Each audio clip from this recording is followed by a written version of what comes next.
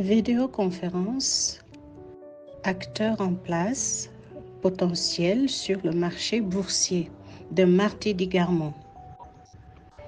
Nous présentons ici une évaluation estimative des principaux acteurs dans le domaine de la visioconférence, basée uniquement sur leur reflet dans les parts de marché. Numéro 1. Microsoft Teams de l'entreprise Microsoft. Il a une valeur estimative du secteur de la vidéoconférence qui représente environ 20 à 40 milliards de dollars. Ensuite, Microsoft Teams est intégré à Microsoft 365.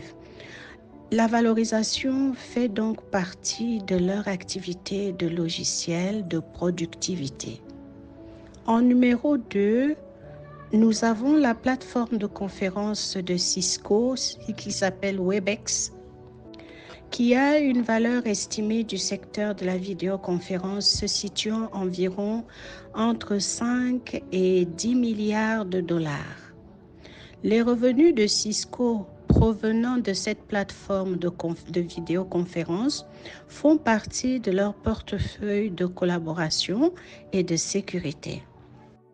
En numéro 3, nous avons la plateforme Zoom Video Communication et la valeur de l'ensemble de l'entreprise liée à la vidéoconférence représente 80 milliards de dollars.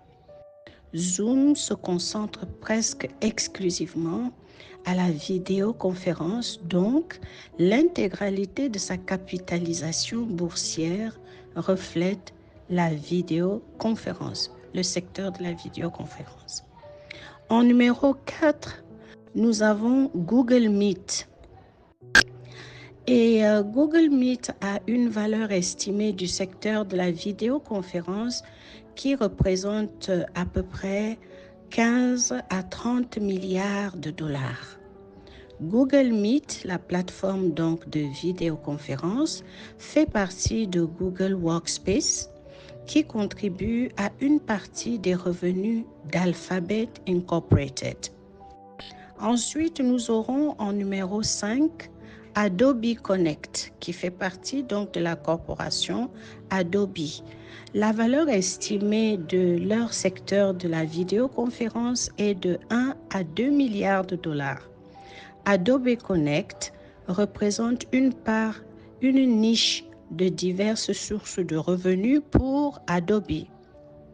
Donc, la valeur marchande totale estimée du seul secteur de la vidéoconférence est d'environ 121 à 162 milliards de dollars.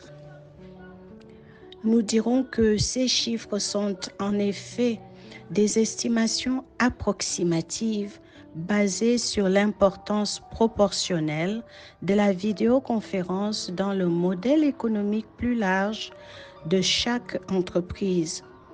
Pour des évaluations précises, nous aurions besoin de rapports détaillés sur les revenus et les segments de chaque